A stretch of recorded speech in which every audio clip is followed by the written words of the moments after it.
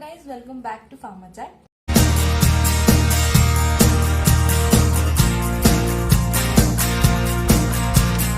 So friends, आज हम discuss करेंगे पार्ट 2 ऑफ वायरस। तो आज हम देखेंगे classification of virus based on their chemical properties. उसके बाद हम देखेंगे लाइफ साइकिल ऑफ बैक्टीरियोफेजेस में लाइटिक साइकिल और लाइसोजेनिक साइकिल। ये बहुत ज्यादा इंपॉर्टेंट टॉपिक है। अभी देखते हैं प्राइमरी कैरेक्टरिस्टिक्स और सेकेंडरी कैरेक्टरिस्टिक्स। तो based on their chemical properties viruses are classified as primary characteristics और सेकेंडरी। तो प्राइमरी कैरेक्टरिस्टिक्स में क्या आता है? Chemical nature of nucleic acid, मतलब न्यूक्लिक एसिड का केमिकल नेचर कैसा है, वो आरएनए है या डीएनए है, सिंगल स्ट्रैंडेड है या डबल स्ट्रैंडेड है, सर्कुलर है या लीनियर है, इसके अकॉर्डिंग। उसके बाद आता है स्ट्रक्चर ऑफ वायरियन। तो वायरियन के स्ट्रक्चर का मतलब वायरियन के स्ट्रक्चर के अकॉर्डिंग, मतलब वो अगर कॉम्प्लेक्स है, हेलिकल है या फिर आइकोसाहेड्रल है, इसके अकॉर्डिंग वो स्ट्रक्चर ऑफ वायरियन। उसके बाद साइट ऑफ रेप्लिकेशन, तो साइटोप्लाज्म पे होगा या फिर न्यूक्लियस पे होगा, इसके अकॉर्डिंग। तो ये हो गए इसके प्राइमरी कैरेक्टरिस्टिक्स। उसमें हो गया chemical nature of nucleic acid, structure of virion और साइट ऑफ रेप्लिकेशन। अभी सेकेंडरी कैरेक्टरिस्टिक्स। सेकेंडरी कैरेक्टरिस्टिक्स में आता है host range, specific surface structure और मोड ऑफ ट्रांसमिशन। तो मोड ऑफ ट्रांसमिशन में फीकस से होगा या फिर कौन सा उसका मोड ऑफ ट्रांसमिशन है, उसके अकॉर्डिंग ये क्लासिफाई है। उसके बाद है वायरस में भी classified according to the nucleic acid. तो न्यूक्लिक एसिड के हिसाब से अगर हम देखें तो वो पॉजिटिव सेंस न्यूक्लिक एसिड और निगेटिव सेंस न्यूक्लिक एसिड में डिवाइड है। तो पॉजिटिव सेंस न्यूक्लिक एसिड क्या है? A nucleic acid that encodes information for making the protein needed by a virus is called as positive sense nucleic acid. मतलब जो protein required है virus के लिए, वो प्रोटीन, उस प्रोटीन की इंफॉर्मेशन को एनकोड करना, मतलब positive sense nucleic acid. Negative sense nucleic acid क्या है? Nucleic acid made of base complementary to those of the positive sense nucleic acid. मतलब ऐसा न्यूक्लिक एसिड जो पॉजिटिव सेंस न्यूक्लिक एसिड के बेस कॉम्प्लीमेंट्री से बनता है, इसको बोलते हैं निगेटिव सेंस न्यूक्लिक एसिड। तो ये है कुछ ये है कुछ एग्जाम्पल्स और उसके शेप के अकॉर्डिंग क्लासिफिकेशन। तो यहाँ पे देखेंगे आरएनए वायरस और डीएनए वायरस। तो ये कुछ ग्रुप्स है, first A, first B, second, third, fourth, fifth. इसके अकॉर्डिंग अगर पॉजिटिव है मतलब ये पॉजिटिव सेंस न्यूक्लिक एसिड हो गया, लेकिन इसका न्यूक्लिक एसिड कैसा है? सिंगल स्टैंडर्ड आरएनए है। अगर हम इसके इन्वॉल्व को देखेंगे तो निगेटिव है, मतलब इसमें इन्वॉल्व नहीं है, ये नेक्ट वायरस है। और इसका शेप हो गया आइकोसाहेड्रल और एग्जाम्पल है पी कोरोना वायरस। तो उसके अकॉर्डिंग ये चार्ट है, तो आप इसका स्क्रीनशॉट भी निकाल सकते हैं। अभी हम देखते हैं लाइफ साइकिल ऑफ बैक्टीरियोफेजेस। तो लाइफ साइकिल ऑफ बैक्टीरियोफेजेस मतलब क्या? कि जो बैक्टीरियोफेज है मतलब ऐसा वायरस जो बैक्टीरिया को इन्फेक्ट करेगा, तो वो खुद को कैसे मल्टीप्लाई करता है, खुद को कैसे रेप्लिकेट करता है, ये हमें देखना है। तो इसके हैं दो साइकिल्स। फर्स्ट है लाइटिक साइकिल और उसको भी बोलते हैं वायरुलेंट साइकिल, और सेकेंड है लाइसोजेनिक साइकिल और अवायरुलेंट साइकिल।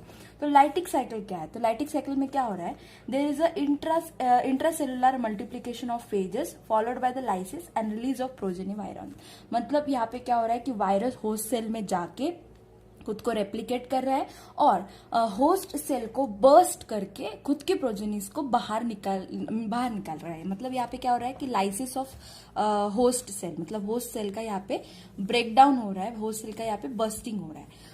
वही अगर हम लाइसोजेनिक साइकिल देखें तो लाइसोजेनिक साइकिल में क्या हो रहा है? The phage DNA become integrated with the bacterial genome, replication synchronously without any cell lysis. मतलब यहाँ पे क्या हो रहा है?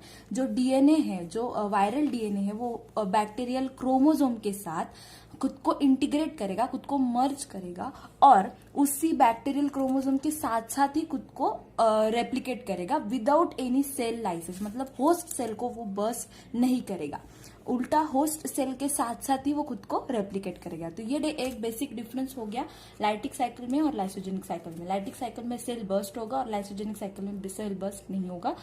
जो डीएनए है वो बैक्टीरियल क्रोमोसोम के साथ इंटीग्रेट करेगा। उसके बाद अभी बढ़ते हैं स्टेप्स ऑफ मल्टीप्लिकेशन या फिर लाइटिक साइकिल अभी हम देखते हैं। तो लाइटिक साइकिल हो या फिर लाइसोजेनिक साइकिल हो, ये 5 स्टेप्स तो उसके होंगे, मतलब स्टेप्स ऑफ मल्टीप्लिकेशन ये सारे इसमें कॉमन ही होंगे। तो अभी देखते हैं, इसमें है अटैचमेंट और एड्जॉर्प्शन, उसके बाद है पेनिट्रेशन, उसके बाद है पायोसिंथेसिस ऑफ फेस कंपोनेंट, मैचुरेशन और release of progeny face particles, तो फर्स्ट स्टेप है अटैचमेंट ऑफ एब्जॉर्प्शन। अभी आप यहाँ डायग्राम में से समझ लेते कि अटैचमेंट क्या है। अटैचमेंट में क्या हो रहा है कि जो वायरस है हमारा, जो बैक्टीरियोफेज है, उसको हम सिंपली फेज भी बोलते हैं। तो फेज मतलब अभी ये जो वायरस है वो होस्ट सेल के ऊपर अटैच हो गया। उसके बाद आता है पेनिट्रेशन। तो पेनिट्रेशन में क्या होने वाला है, ये जो वायरस है उसका जो डीएनए है, मतलब ये जो उसका फेज का जो डीएनए है वो उसके अंदर पेनिट्रेट होगा। किसके अंदर? होस्ट सेल के अंदर। कैसे होगा? तो जो वायरस होता है उसके टेल के मतलब उसके टेल पे एक लाइजोजाइम नाम का एंजाइम होता है। लाइजोजाइम क्या करता है, होस्ट सेल के अंदर एक होल बना देता है, मतलब उसको एक खुद को रिलीज करके वहां पे एक होल बना देता है, और उस होल के जरिए फेज डीएनए जो है वो सेल के अंदर चला जाता है। तो ये हो गया पेनिट्रेशन। तो थर्ड स्टेप आता है यहाँ पे बायोसिंथेसिस ऑफ वायरल कंपोनेंट। तो यहाँ पे क्या होगा कि रेप्लिकेशन होगा, एक्चुअल रेप्लिकेशन होगा डीएनए का। मतलब डीएनए एक बार अगर आ गया तो वो क्या करेगा, खुद के सेल्स को रेप्लिकेट करेगा इनके सारे न्यूट्रिएंट्स लेके, मतलब इस सेल के जरिए वो खुद को रेप्लिकेट करेगा। तो अभी यहाँ पे क्या हो रहा है, ये biosynthesis of viral component. Next step आता है मैचुरेशन। अभी मैचुरेशन में क्या होने वाला है, अभी इस स्टेप में आप देख सकते हैं कि क्या हो रहा है कि ये जो डीएनए है वो अलग है, उसके बाद इसका जो हेड और टेल है वो अलग अलग, सब जो कंपोनेंट्स है वो अलग अलग सेपरेटली सिंथेसाइज हुए हैं।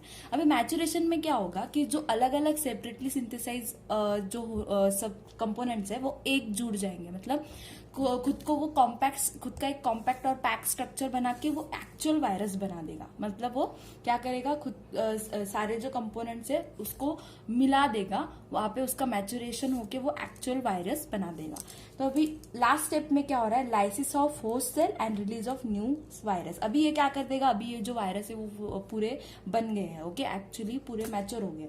अभी ये क्या करेंगे कि जो उसका होस्ट सेल है उसको बर्स्ट कर देंगे। तो वो बर्स्ट कैसे करेंगे, जब वे वायरसेस बन रहे होते हैं उनके अंदर लाइजोजाइम भी सिंथेसाइज होता है। तो लाइजोजाइम क्या करेंगे, उसके बैक्टीरियल सेल को फिर से बर्स्ट करेंगे, उसका ब्रेक डाउन करेंगे और खुद के प्रोजेनीज को बाहर निकालने में हेल्प करेंगे। तो ऐसे होता है पूरा लाइटिक साइकिल। अब जो अटैचमेंट है उसको फिर से एक बार समझ लेते हैं कि phage particles come in contact with bacterial cell by random collision. तो अभी क्या होगा कि रैंडम कोलिजन चल रहा होगा फेजेस के बीच में, और वो अटैच हो जाएगा एक रैंडमली कोई भी होस्ट सेल के ऊपर। तो अभी वो अटैच किससे होगा, टेल से होगा। तो लेकिन क्या होगा, adsorption depends on the presence of complementary chemical groups on the receptor site of the bacterial surface and on the terminal base plate of the phage. मतलब कि यहाँ पे स्पेसिफिसिटी आती है। यहाँ पे क्या होगा, अगर जो बैक्टीरियल सेल है सपोज, अभी इसके ऊपर जो वायरस बैठेगा तो इसका कॉम्प्लीमेंट्री केमिकल इसके साथ मैच होने सकता है। मतलब ये इसका केमिकल और इसका केमिकल दोनों कॉम्प्लीमेंट्री होने चाहिए। मतलब इसका रिसेप्टर जो है, रिसेप्टर साइट इसको खुद में अटैच करने के लिए कॉम्प्लीमेंट्री होनी चाहिए, फिर ही तभी वो जाके इस सेल के अंदर अटैच हो पाएगा। अगर यहाँ पे कॉम्प्लीमेंट्री केमिकल्स नहीं होंगे फेज के और बैक्टीरियल सेल के, तो यहाँ पे वो अटैच नहीं होने देगा खुद के ऊपर वायरस को। तो ठीक है, तो ये एक स्पेसिफिसिटी आती है यहाँ पे। Host specificity of phages is determined at the level of adsorption. The infection of a bacterium by the naked phage nucleic acid is known as transfection. तो ये एक टर्म है यहाँ पे ट्रांसफिक्शन। तो ट्रांसफिक्शन मतलब क्या, जो नेक्ट वायरस है, मतलब जिनमें इन्वॉल्व नहीं है, ऐसे वायरस जब बैक्टीरिया के ऊपर जाके इन्फेक्ट करते हैं तो उसको बोलते हैं ट्रांसफिक्शन। ठीक है, उसके बाद है पेनिट्रेशन। पेनिट्रेशन क्या है, penetration is the injection of DNA और nucleic acid into the bacterial cell. मतलब यहाँ पे क्या हो रहा है कि जो डीएनए है बैक्टीरिया का वो सेल के अंदर एक्चुअली पेनिट्रेट हो रहा है। तो penetration is done by the presence of phage tail of lysozyme which breaks down the portion of bacterial cell wall for the entry of the phage DNA. मतलब जैसे मैंने कहा कि उसके फेज के टेल के ऊपर एक लाइजोजाइम नाम का एंजाइम होता है। वो क्या करता है कि सेल के मतलब बैक्टीरियल सेल को ब्रेक डाउन करके खुद के डीएनए को अंदर पेनिट्रेट करता है। DNA alone is responsible for synthesis of daughter phases. मतलब जो टेल है, हेड है, जो सारे जो उसके अलग कंपोनेंट्स है, वो सिर्फ और सिर्फ उसके अटैचमेंट के लिए और उसके पेनिट्रेशन में हेल्प करते हैं। एक्चुअल जो रेप्लिकेशन करने वाला है वो कौन करने वाला है, उसका डीएनए ही करने वाला है, फेज का डीएनए ही करने वाला है रेप्लिकेशन। और जो बाकी के उसके कंपोनेंट्स है, जैसे कि टेल हो गया, हेड हो गया, कैप्सूल्स हो गया, वो सारा सेल के बाहर रहेगा और एज अ घोस्ट और एज अ शेल की तरह वो सेल के बाहर ही रहेगा। तो उसको क्या कहेंगे, घोस्ट और शेल। ठीक है, और अगर if many phages are attach to the bacterial cell, multiple holes are produce on the cell with the consequent leakage of the cell contents. अभी यहाँ पे क्या होगा, कभी कभी क्या होता है, एक ही बैक्टीरियल सेल है सपोज, ठीक है, उसमें काफी सारे वायरस आके खुद को अटैच कर देते हैं, खुद को पेनिट्रेट कर देते हैं।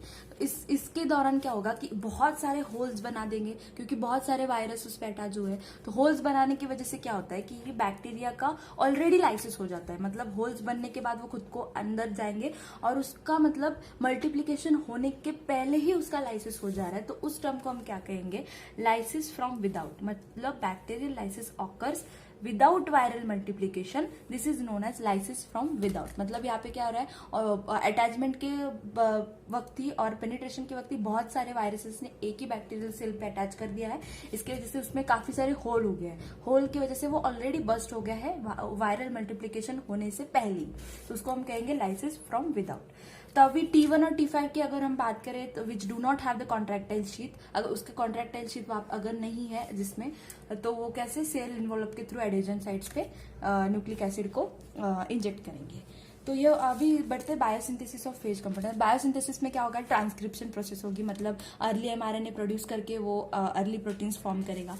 उसके बाद क्या होगा कि जो डीएनए है वो होस्ट सेल के माइक्रोमोलिक्यूल को डिग्रेड करेगा, उसके एक्शन को स्टॉप करके वहां पे क्या करेगा, होस्ट डीएनए को डिग्रेड करके खुद के डीएनए कंपोनेंट्स जो है या फिर वायरल कंपोनेंट्स है उसको बनाने का स्टार्ट कर देगा। फिर वायरल डीएनए रेप्लिकेट होने के बाद क्या करेगा, वो लेट एमआरएनए प्रोसीजर स्टार्ट कर देगा। लेट एमआरएनए क्या करेगा, which specifies the protein of phage code, phage code की जो प्रोटीन है उसको स्पेसिफाई करेगा। उसके बाद ये फेज कोड जो है, मतलब कैप्सिड, मैंने पहले वीडियो में कहा है कि कैप्सिड ये this is made up of the capsomers, और capsomer is made up of protein subunits. तो मतलब ये यहाँ पे अगर प्रोटीन स्पेसिफाई हो रहा है, मतलब कैप्सिड यहाँ पे ट्रांसलेट इनटू सब यूनिट्स ऑफ कैप्सिड, मतलब ये जो प्रोटीन है वो कैप्सिड फॉर्म कर रहा है। अभी कैप्सिड क्या करेगा, कैप्सिड खुद को कंडेंस करेगा और उसके बाकी के कंपोनेंट्स बनाने के लिए हेल्प करेगा, मतलब फेज हेड हो गया, टेल हो गया और टेल फाइबर्स हो गए। तो ये कैप्सिड खुद को कंडेंस करके फेज हेड टेल और टेल फाइबर्स बनाएगा। अभी देखते हैं मैचुरेशन। तो मैचुरेशन फेज में एक्चुअली क्या होता है, phage DNA, head, tail, protein synthesize separately in the host cell. मैंने जैसे कहा था कि सारे जो कंपोनेंट्स है, वायरल कंपोनेंट्स, जैसे उसका डीएनए हो गया, हेड हो गया, टेल हो गया, उसके प्रोटीन सिंथेसाइज, ये क्या होगा, अलग अलग सेपरेटली सेल में सेपरेटली सिंथेसाइज होने वाले हैं। मतलब वो एक दूसरे के साथ डायरेक्टली अटैच नहीं होने वाले, वो हर एक सेपरेटली खुद को सिंथेसिस करेगा।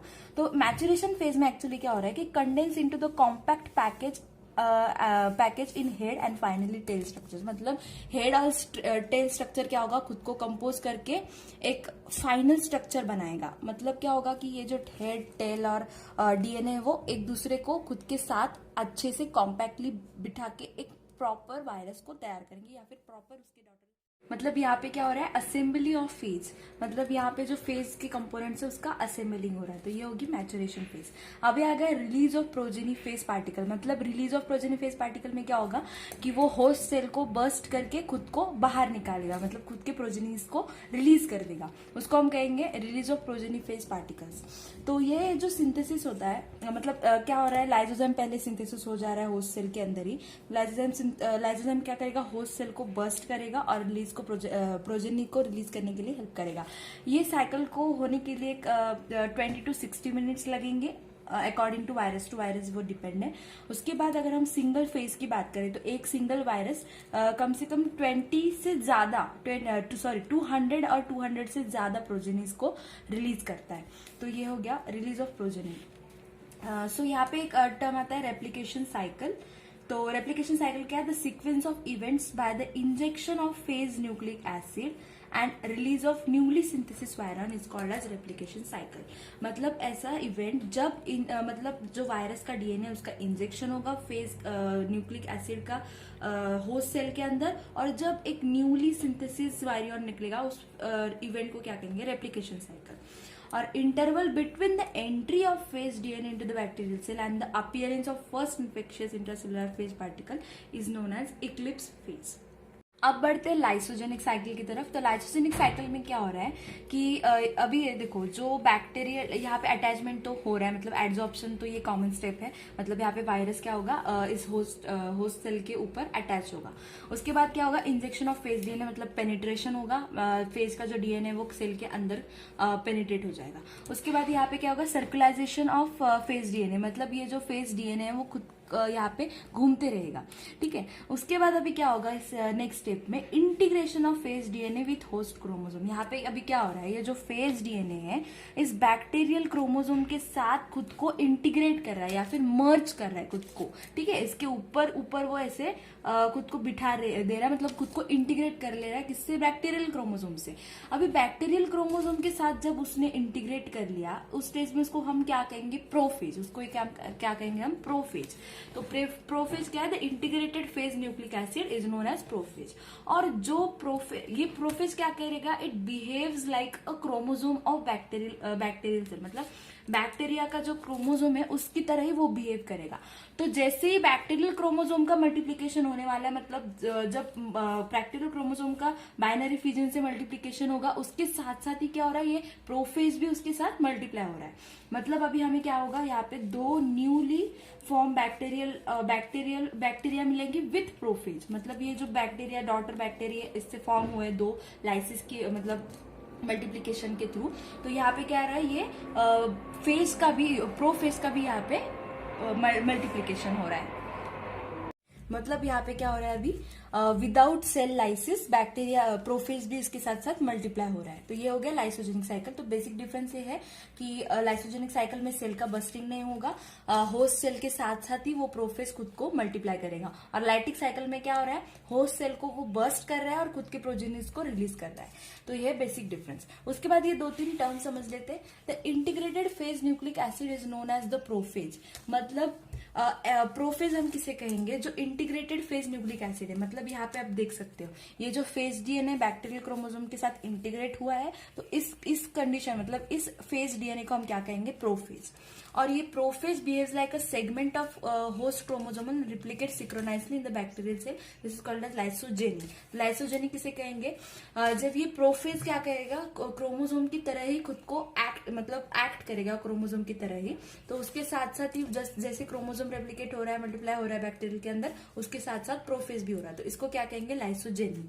और the bacterium that carries a prophage with in the genome is called as lysogenic bacterium. मतलब जो बैक्टीरिया प्रोफेज को खुद के अंदर कैरी कर रहा है, मतलब जो बैक्टीरियम प्रोफेज को खुद के अंदर कैरी करेगा, उसको कहेंगे लाइसोजेनिक बैक्टीरियम। तो ये हो गया लाइसोजेनिक साइकिल। सो फ्रेंड्स, आज के वीडियो में हमने देखा लाइसोजेनिक साइकिल, उसके बाद हमने देखा लाइटिक साइकिल और कुछ क्लासिफिकेशंस देखे। तो आज के वीडियो के लिए बस इतना ही। अगर आपने मेरा पहला पार्ट नहीं देखा है वीडियो का, तो प्लीज़ जाके देखिए, वो भी काफ़ी इंफॉर्मेटिव आपके लिए हो सकता है। सो गाइज, आज की वीडियो में सिर्फ इतना ही। Please like, share and comment. अगर आपको कोई डाउट हो तो आप कमेंट सेक्शन में भी बता सकते हैं। Thanks for watching.